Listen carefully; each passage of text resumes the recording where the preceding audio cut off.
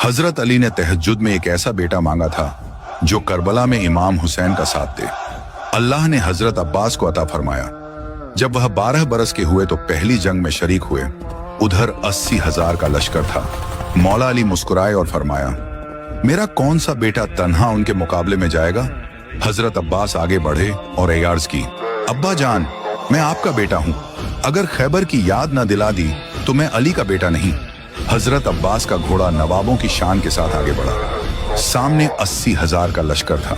आपने पुकार कर फरमाया, कोई है जो मेरे मुकाबले में आए। सब एक दूसरे को देखने लगे कि यह अकेला आया है, यह कौन है। उनमें से एक बहादुर जिसका नाम कुरैब था पहचान कर आगे आया। उसने कहा, तो अली का बेटा है।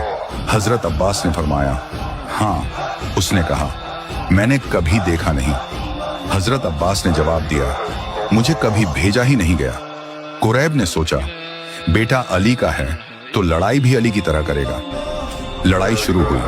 हजरत अब्बास ने एक ही बार में उसका सिर तन से जुदा कर दिया। यह दृश्य देखकर 80,000 का लश्कर डर के मारे भागने लगा। सब जान गए कि यह अली का बेटा है।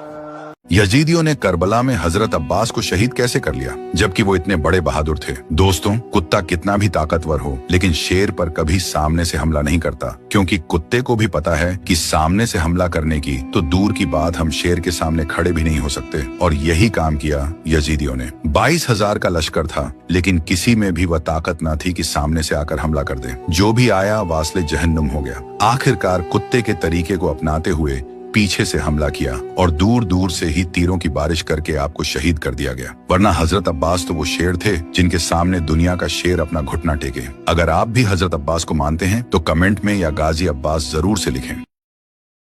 खंदक के जंग में हम रॉबिन अब्डुएट ने मुकाबले के लिए मुसलमान को ललकारा। उसे वक्त हजरत अली ने कहा, या रसूल अल्लाह, मुझे इजाजत दीजिए। इससे मुकाबला के लिए पैगंबर अकरम ने फरमाया, बैठ जाओ है। या अली, मुकाबले के लिए अमर बिन अब्दुल्लाट आया है। अमर ने फिर ललकारा, मुसलमान को क्या? कोई ऐसा मुसलमान नहीं जो मुकाबला कर सके। मुझसे क्या जन्नत में नहीं जाना चाहते जिसका वादा किया गया है तुमसे? हजरत अली ने फिर नबी अकरम से इजाजत तालाब की। रसूल अकरम ने फिर फरमाया, अली, वो अमर बिन अब्दोट खड़ा है। जब उससे मुकाबला के लिए कोई ना आया तो अमानी मुसलमान की तरफ थूक दिया। उसने इतिहास से मुसलमान के इज्जत ने नब्ज पर हमला किया। हजरत अली फिर खड़े हुए और बहादुर से कहा, मुझे इजाजत दीजिए यार, रसूल अल्लाह, मुकाबले के लिए। रसूल अकरम ने फिर फरमाया। हजरत अली ने कहा, वो अमर बिन अब्दुट है तो क्या मैं फिर भी मुकाबला करूंगा इस पर? पैगंबर अकरम ने अल्लाह के शेर को इजाजत देती। अमर ने एक ही बार में हजरत अली की ढाल को तोड़ दिया और तलवार ढाल तोड़ती उनकी परेशानी पे जा सकती। हजरत अली तेजी से पेंड्रा बदलकर उसकी वॉर से बचे।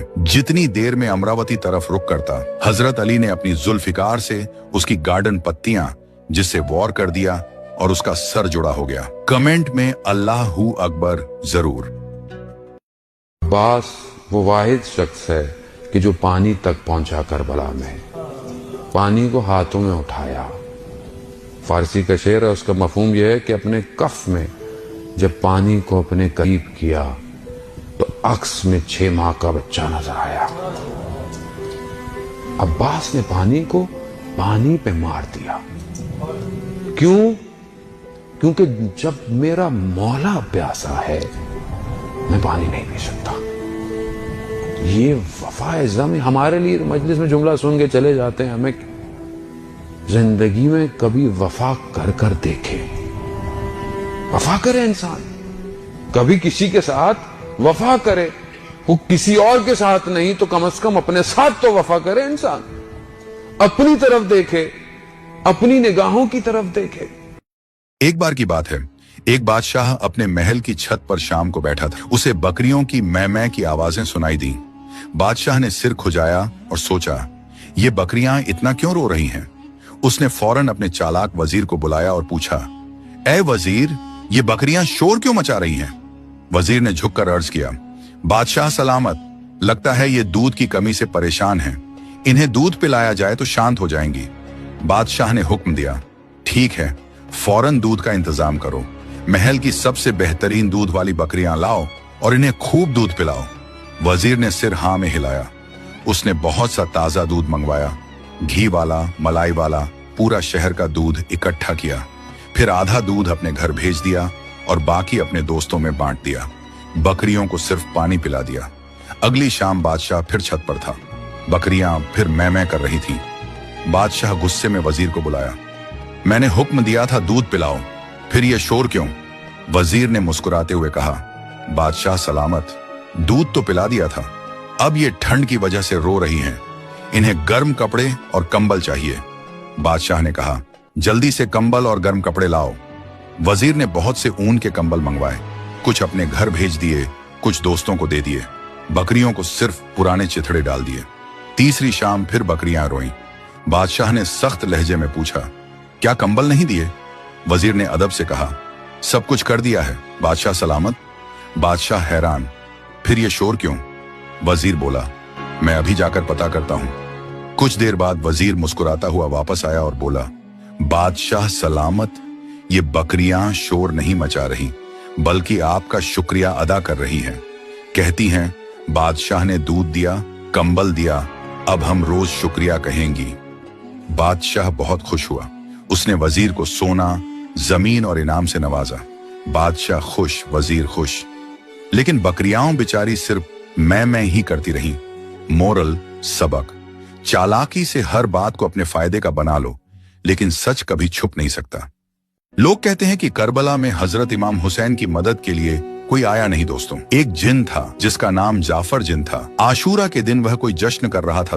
जिन उसके तख्त के नीचे से रोते हुए निकले और कहने लगे कि आका, हम आपके दरबार में आ रहे थे तो हमारा गुजर करबला से हुआ। वहाँ पर हमने मौला हुसैन के बदन पर जख्म देखा, उन पर जुल्म और सितम किया जा रहा था। इतना सुनकर जाफर जिन ने फौरन जश्न को बंद किया, तलवार निकाली, जंगी लिबास पहना और लश्कर को लेकर कुछ ही लम्हों में करबला पहुंचा। जाफर जिन कहता है कि जब मैं वहाँ पहुंचा तो देखा कि मेरे अलावा भी अंबिया, मलाइका, जिन्नात की सफ़े लगी हुई हैं। मैं सोच रहा था कि मौला हुसैन तक मैं पहुंच तो कैसे पहुंच। उतने में मौला हुसैन ने पुकारा कि जाफर मेरे पास आओ। जब मैं वहां पहुंचा तो अर्ज की कि मौला मुझे इजाजत दे, मैं पल भर में इन्हें भस्म कर दूंगा, इन सब के वजूद तक मिटा दूंगा। मौला हुसैन ने कहा, जाफर नहीं, खुदा की भी यही मर्जी है दोस्तों। इमाम हुसैन बेबस नहीं थे, सिर्फ उनके एक इशारे पर करबला का नक्शा बदल जाता। लेकिन फिर भी आपने सब्र किया दोस्तों। कमेंट में या हुसैन जरूर से लिखें।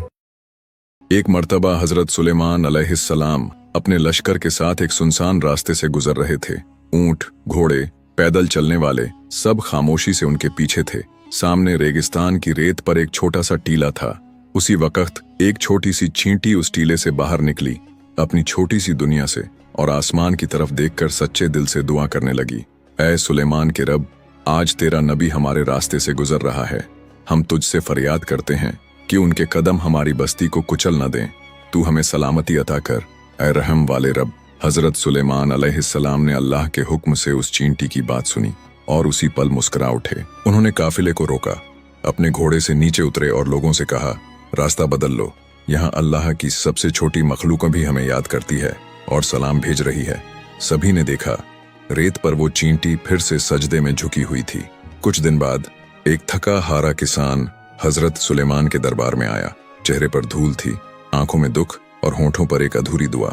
ऐ नबी अल्लाह, हर साल बारिश कम हो रही है, मेरी जमीन प्यासी है, मेरी बेटी रातों को भूखी सोती है, क्या अल्लाह हमें भूल गया है? हजरत सुलेमान ने मिट्टी की एक मुट्ठी उठाई, उसे अपनी हथेली पर रखकर कहा, इस मिट्टी में जान डालने वाला वही रब है जो एक चींटी की दुआ भी सुनता है। तू भी उसी पर भरोसा रख। जैसे वो चींटी सजदे में झुकती है, वैसे ही तू भी सब्र और सजदे से अपना रिश्ता बना। और फिर तीसरे दिन सुबह बादलों ने सूरज को ढक लिया। काले घने बादल छा गए, जोर की बारिश हुई, जमीन भीगी, कुएं भर गए और किसान की फसलें हरी हो गईं। उसी टीले के पास जहां चींटी ने दुआ की थी, एक हरा भरा पेड़ उग आया और किसान ने सुलेमान अलैहिस्सलाम से कहा, वो पेड़ उस चींटी की जगह उगा है जो तिनका उठाकर भी तवक्कुल के साथ जीती है। और आज मैं समझ गया, जब दिल में यकीन होता है तो अल्लाह सबसे छोटी आवाज भी सुन लेता है।